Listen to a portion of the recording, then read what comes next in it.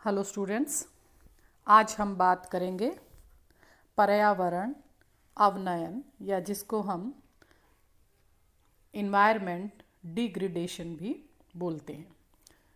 जैसा कि हमें मालूम है कि पर्यावरण प्रदूषण जिस तरीके से हो रहा है उसी के साथ साथ पृथ्वी के ऊपर निरंतर मनुष्य की बढ़ती आबादी जो है वो एक आज गंभीर चिंता का विषय बनी हुई है। आज विश्व के समक्ष उपस्थित गरीबी और पर्यावरण प्रदूषण जैसी समस्याएं बहुत ज्वलंत समस्याओं के अंदर आ रही हैं। यह भी सही है क्योंकि अबाधित जनसंख्या वृद्धि, विकास, समृद्धि जो है जन जन तक वो सुविधाएं नहीं पहुंच पा रही हैं जो कि पहुंचनी चाहिए। तो आज हम इसी विषय के बारे में बात करेंगे कि पर्यावरण डिग्रेडेशन क्या होता है या पर्यावरण का अवनयन जो है वो किस तरीके से होता है।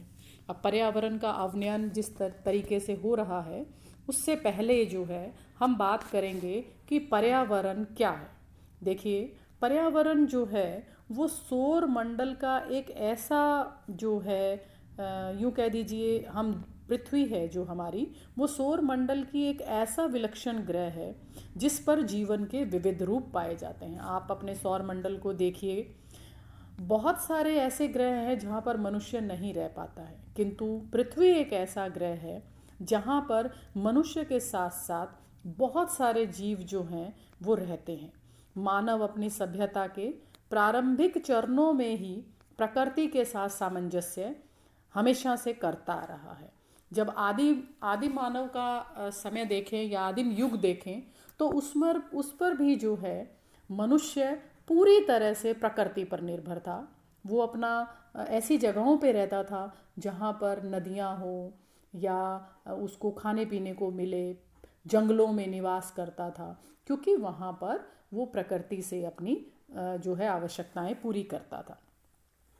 किंतु समय के साथ साथ मानव की चिंतन क्षमता और सृजन शक्ति के परिणाम स्वरूप एक नवीन पर्यावरण की रचना हुई है जिसे हम मानव निर्मित पर्यावरण या सामाजिक सांस्कृतिक पर्यावरण भी कहते हैं। यदि हम हर्शकोविट्स की परिभाषा पे जाएं तो समाजशास्त्र में उन्होंने कहा है कि संस्कृति जो है वो पर्यावरण का मानव निर्मित भाग है। ऐसे ही हम कुछ समाजशास्त्रियों का या भूगोलवेत्ताओं के बारे में हम पढ़ेंगे। जैसे E.J. रॉस ने क्या कहा है कि पर्यावरण एक ऐसी बाह्य शक्ति है जो हमें प्रभावित करती है। देखिए, बारिश है, गर्मी है, सर्दी है, मौसम है, हवा है, पानी है, ये सब हमें प्रभावित करती है, वो हमारा इन्वायरमेंट है। A.G. टैस्ले ने क्या क्या कहा है?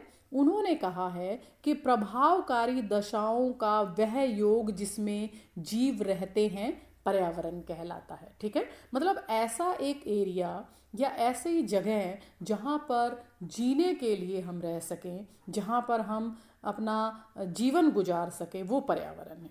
नेक्स्ट, इसमें एक और परिभाषा यदि हम देखें तो है C.C. पार्क की। उन्होंने कहा है कि पर्यावरण का अर्थ जो है वो उन दशाओं के योग से होता है जो मनुष्य को निश्चित समय में निश्चित स्थान पर आवृत करती है। ठीक है, इसी तरीके से हम बात करेंगे फिटिंग की। ये भी एक भूगोलवेत्ता हुए हैं और इन्होंने कहा है कि जीवन की परिस्थितियों के समस्त तथ्य मिलकर पर्यावरण का निर्माण करते हैं। मतलब ये क्या है कि जीवन की जितनी भी स्थितियां हैं वो मिलकर पर्यावरण का निर्माण करती है।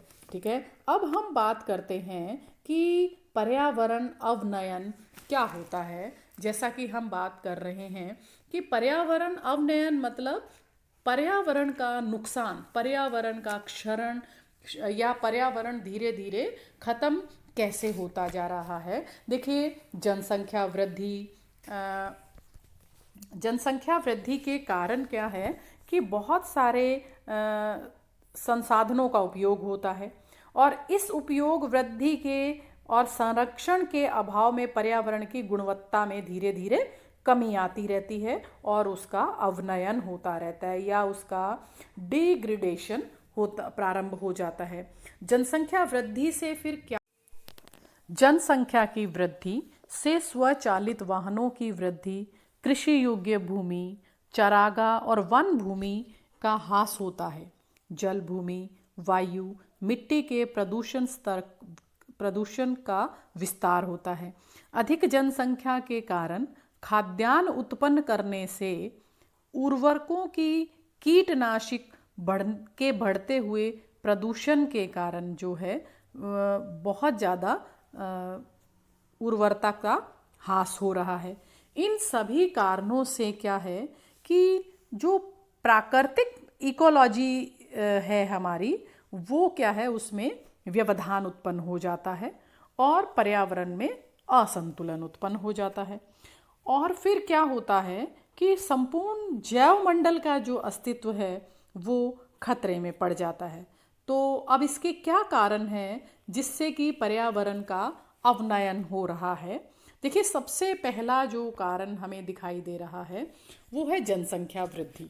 मतलब जैसे जैसे जनसंख्या बढ़ती है तो क्या है, आवश्यकताओं की पूर्ति के लिए हम प्राकृतिक संसाधनों का दोहन करते हैं, नगरीकरण बढ़ता है, औद्योगिकरण बढ़ता है।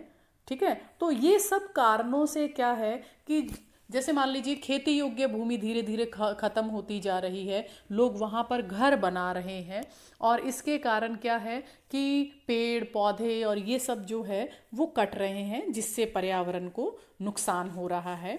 साथ ही साथ प्राकृतिक संसाधनों का भी बहुत ज़्यादा कमी आ रही है प्राकृतिक संसाधनों में, क्योंकि उस जगह पे जो है फैक्ट्रियाँ बन गई हैं, नगरीकरण हो गया है।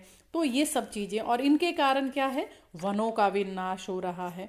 ठीक है, और बहुत सा जिस तरीके से जनसंख्या बढ़ रही है, इसका प्रतिकूल प्रभाव जो है वो वनों पर पड़ रहा है, क्योंकि बढ़ती जनसंख्या की सारी ज़रूरतों के लिए हम क्या करते हैं, वनों का सफाया करते जा रहे हैं। और इनके कारण क्या है कि अतिरिक्त भोजन की भी आवश्यकता पड़ती है, पहनने के लिए कपड़ों की भी आवश्यकता पड़ती है, और ये सारी चीज़ों के कारण क्या है, प्रकृति का धीरे धीरे दोहन होता जा रहा है। इसके साथ ही अब हम आगे बात करते हैं कि और कौन से कारण हैं जिससे प्रकृति जो है वो अवनयन हो रही है। वाहनों का प्रयोग ज़्यादा हो रहा है। वाहनों के प्रयोग से क्या है कि धुआं बहुत ज़्यादा होता है, जिससे लोगों को सांस की परेशानी या जो है हृदय रोग की परेशानी, अस्थमा जैसी बीमारियां जो है वो अधिक आ रही हैं। साथ साथ अपशिष्ट पदार्थों का जमाव, जैसे जो फैक्ट्रियों से जो कचरा निकलता है वो नदियों में और इनमें चला जाता है, और उसके कारण क्या है कि अपशिष्ट पदार्थों का जमाव हो जाता है। रासायनिक खाद, जैवनाशी रसायन, ये सब चीज़ों में वृद्धि होने के कारण क्या है, हमारी सेहत पर जो है उसका प्रतिकूल प्रभाव पड़ रहा है। आजकल खाने में देखिए, कोई भी खाने के अंदर केमिकल इतना होता है कि हम ये सोचें कि हम ये कोई भी फ्रूट, कोई भी फल जो है वो हमारे लिए सुरक्षित नहीं हो पाता है। हम हरी सब्जियां खाते हैं कि वो हमारे शरीर को फ़ायदा करेगी, किंतु वो इतने ज़्यादा पेस्टिसाइड से बनी हुई होती है कि वो हमें फ़ायदा करने की बजाय नुकसान करती हैं। इसी के साथ साथ रेडियोधर्मी विकिरण, जैसे हम फ़ोन, मोबाइल, इन सब को यूज़ करते हैं, इंटरनेट का जाल जो है वो हमारे चारों तरफ बिछा हुआ है, उन जाल से हम घर में भी सुरक्षित नहीं हैं। तो इन कारणों से क्या है कि हमारे इन्वायरमेंट को नुकसान हो रहा है, जैविक क्षरण हो रहा है। मतलब मान ली ऑर्गेनिक चीज़ें जो हैं वो धीरे धीरे ख़त्म होती जा रही है और पेस्टिसाइड का प्रयोग धीरे धीरे बढ़ता जा रहा है। जैविक क्षरण से मतलब ये भी होता है, जैसे मान लीजिए बहुत सारी ऑर्गेनिक चीज़ें, जैसे पहले खाद जो है वो ऑर्गेनिक होती थी, केंचुए की खाद होती थी, बहुत सारे ऐसे एक जीवन चक्र होता था। जैसे छोटा सा जानवर है वो बड़े को खा रहा है, फिर और एक यूँ कह दीजिए कि एक फूड चेन हुआ करती थी, वो इन चीज़ों के कारण ख़त्म हो रही है। और यही कारण है कि पर्यावरण को जो है वो नुकसान होता जा रहा है। आपको मैं ये एक डायग्राम के जरिए बताना चाहूँगी। देखिए, आप इस डायग्राम को देखिए, इसमें ये दिख रहा है कि नगरीकरण जब बढ़ता है तो इकोलॉजी में चेंज आता है, और इकोलॉजी में चेंज आता है। तो और इकोलॉजी में चेंज आने के क्या कारण है? बढ़ता हुआ औद्योगिकरण और भीड़ भाड़, ठीक है। इसके साथ साथ जनसंख्या बढ़ती है, जनसंख्या बढ़ती है तो वायु और जल प्रदूषण होता है, जो मिट्टी की उर्वरकता है वो जो कम हो जाती है, और वन्य जीव जो है वो धीरे धीरे नुकसान होता जाता है वन्य जीवों का, और उससे क्या होता है? मानव के अस्तित्व को खतरा होता है। पारिस्थितिक तंत्र में यदि व्यवधान हो जाता है मान लीजिए, तो उससे हमारा ये जो इकोलॉजी सिस्टम है, यहाँ से देखिए जो दिखाया जा रहा है कि कृषि योग्य भूमि और वन भूमि में अतिक्रमण हो जाता है। इसके साथ साथ आप इधर आइए तो यहाँ पे देखिए इससे मिट्टी उर्वरकता में कमी आती है। और ऐसे ही यदि मान लीजिए हम इसको करें कि इधर से देखिए आप कि जब हमारा इकोलॉजी सिस्टम जो है वो प्रभावित होता है, तो बहुत सारे वाहनों का धुआं जो है या इस तरह के जो हमारे शरीर को नुकसान पहुंचाते हैं, और उनसे सबसे क्या है कि मानव जीवन का जो अस्तित्व है वो खतरे में पड़ जाता है। तो ये कुछ पर्यावरण अवनयन का एक प्रोसेस है जो मैंने आपको एक डायग्राम से बताया है। साथ ही आप जो है इसके अंदर, और आप इसके अंदर देखिए कि अब इनके क्या क्या हम समाधान दे सकते हैं। तो समाधानों के अंदर पहला समाधान हम दे सकते हैं कि हम जनसंख्या वृद्धि को रोक सकते हैं, हम मिट्टी के कटाव को रोक सकते हैं। हम मिट्टी के कटाव को हम कैसे रोक सकते हैं कि हम एक जैसे हमारा जो फसल है या हमारा जो खेत है उसके आसपास छोटी छोटी मेड़े बना दें, मिट्टी के कणों को हम सम्मोहन बनाए रखने के लिए मिश्रित खेती करें, कभी किस चीज़ की खेती करें कभी किस चीज़ की खेती करें। इससे क्या है कि मिट्टी का जो कटाव है वो रुक सकता है।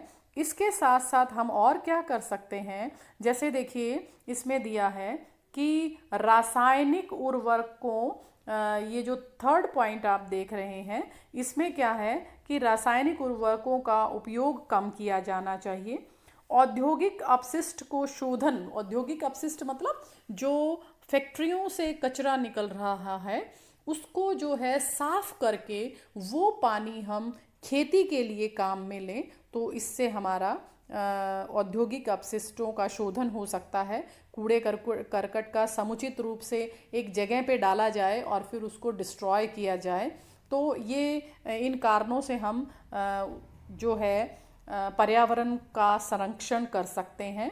इसके साथ साथ जो है नदियों और जलाशयों की हम सफाई करवाएं और कुछ ऐसे पेड़ लगाएं जो कि हमारे पर्यावरण को फ़ायदा कर सकते हैं। अब ऐसे पेड़ों में कौन कौन से पेड़ होंगे, जैसे देखिए हम पीपल का पेड़ लगा सकते हैं, बरगद का पेड़ लगा सकते हैं, सागवान का पेड़ लगा सकते हैं, साहू का पेड़ लगा सकते हैं, अर्जुन का पेड़, आम के वृक्ष, ये जो पॉइंट है ये पेड़ जो है हमें ज़रूर लगाने चाहिए। ये पेड़ हमारे पर्यावरण को जो है वो बहुत फ़ायदा पहुंचाते हैं। देखिए पर्यावरण जो है या यूँ कह दीजिए कि इन्वायरमेंट जो है वो हमारा एक प्राकृतिक संसाधन है जो हमें प्रकृति से मिला है, और ये एक लिमिटेड है, ये बहुत ज़्यादा नहीं है।